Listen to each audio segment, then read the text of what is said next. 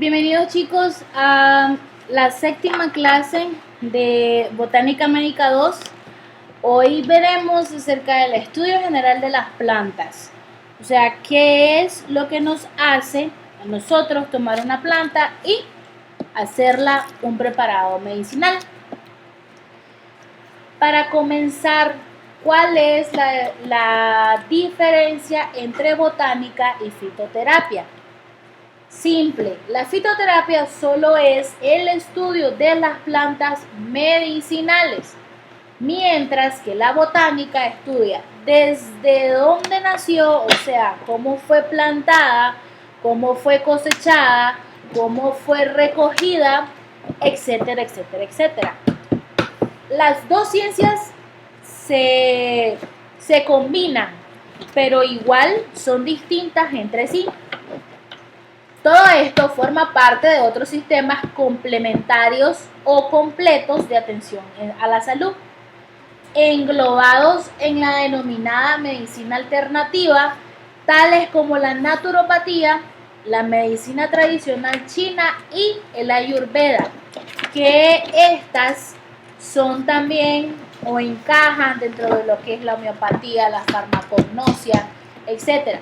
Una buena parte de su extenso uso se hace en forma de autoconsumo. O sea que las personas con aquella convicción que tenían antes los abuelitos de que si a mí me dolía el estómago o que si no podía ir al baño me decía, tómate un té de manzanilla, eso te va a ayudar. Entonces a eso se le llama autoconsumo, que no necesitamos de un médico que nos esté diciendo esto te va a ayudar, anda a tomártelo, sino por la experiencia de las viejitas, por así decirlo.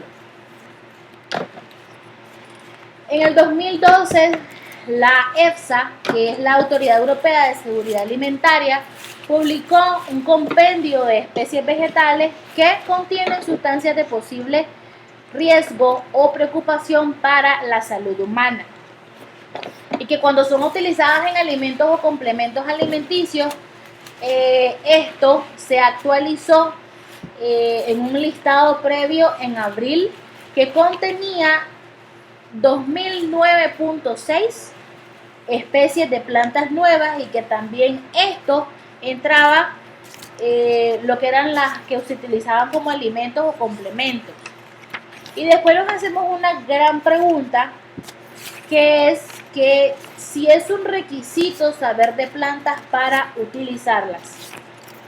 Unos dirán que sí, otros dirán que no. Los que dirán que sí es obvio, porque nosotros necesitamos saber qué es lo que causa esa determinada planta en el organismo, que simplemente no es solo tomarle que nos va a quitar, sino qué es lo que hace, cómo se comporta, qué es lo que nos aporta esta planta.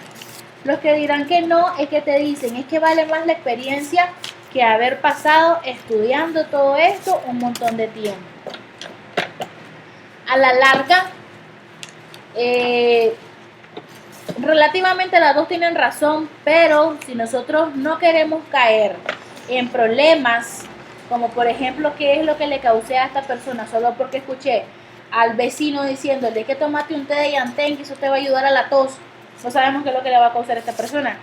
No sabemos si esta persona es alérgica al llantén o algún componente, algún principio activo que contenga el llantén. Entonces, siempre es importante saber qué es lo que nosotros vamos a utilizar como fuente de medicamento. Se dice que muchos preparados naturales en lo que es la botánica médica y la fitoterapia contienen el mismo principio activo utilizado en la medicina convencional, que muchas veces estos son los ingredientes primarios utilizados, por ejemplo, en los laboratorios farmacéuticos como punto de partida en el desarrollo de las formas comerciales que más adelante serán patentadas para su uso terapéutico.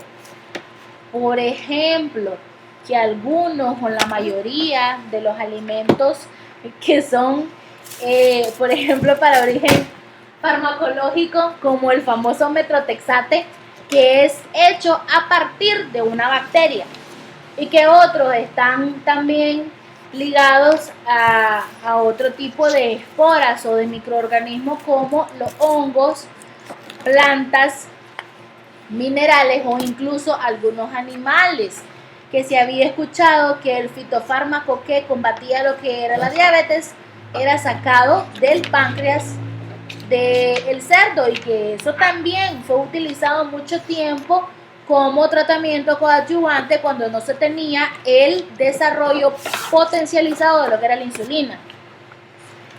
También existen algunos extractos estandarizados producidos a partir de la totalidad de una planta o de sus partes u órganos.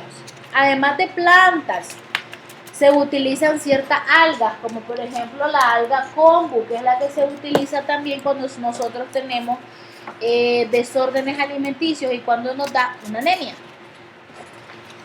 Quedan aún por definir varios de los principios activos de plantas que todavía están en investigaciones.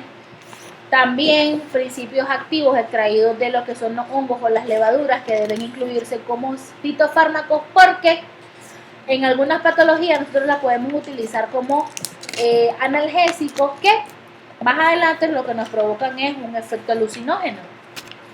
Y que esto se ha propuesto como hacerlo como un fungifármaco. Riesgos de la salud, por supuesto. Toda cosa que nosotros estemos consumiendo de forma paulatina y sin controlación nos puede dar un efecto adverso o un riesgo en la salud. La confusión de las plantas, porque no la catalogué bien o me confundí en el momento de la categorización y le puse otro nombre, y en vez de llantén le puse valeriana, por ejemplo. Aunque es muy raro que yo confunda que si yo soy un experto, y aún así no un experto que simplemente estudié lo que era un curso de fitoterapia o botánica médica, y no voy a confundir el olor que tiene el llantén, que es como mentolado, al olor que tiene la valeriana. Mezclarlas con otras. Utilizar fitofármacos que contengan más de 2 plantas, como un ejemplo fácil, los famosos ansiolíticos, o no sé si han escuchado de la famosa pasinerva. Esa pasinerva es una serie de compuestos orgánicos, plantas o algunos extractos de plantas que se combinan para que la persona no caiga en el insomnio, pero esa más adelante no sabemos si alguna de la combinación que hicimos lo que le va a causar al paciente es una reacción. Y la combinación de drogas o fármacos con las mismas plantas. Un ejemplo de eso es el caso que se dio en Taiwán, que en los hospitales estaban sacando todo esto, como fue una noticia, que lo que estaban haciendo ellos para potencializar el efecto de algunos fármacos, lo que era es que incluían en estos mismos algunas plantas. Por ejemplo, estaban combinando los que eran la morfina, algunas prednisolonas, el ácido acetilsalicílico también, lo que era la famosa acetaminofén, la estaban combinando con algunas plantas como por ejemplo el llantén, cuando se tenía una infección. Y esto lo único que le vamos a crear al paciente es un daño colateral, que no sabemos cómo va a reaccionar el organismo de esta persona y vamos a dañarlo, más que todo.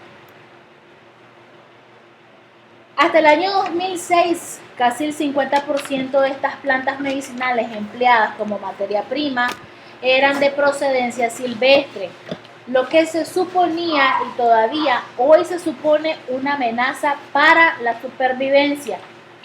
¿Por qué? Porque hay algunas plantas que son dentro de su mismo hábitat agresivas y que se pueden comer incluso a otras. Comer en el sentido en que invaden su espacio donde están cosechadas y crece la otra planta. Otros factores como la falta de homogeneidad en la recolección, Posibles confusiones en la identificación, como habíamos hablado anteriormente, de la especie correcta.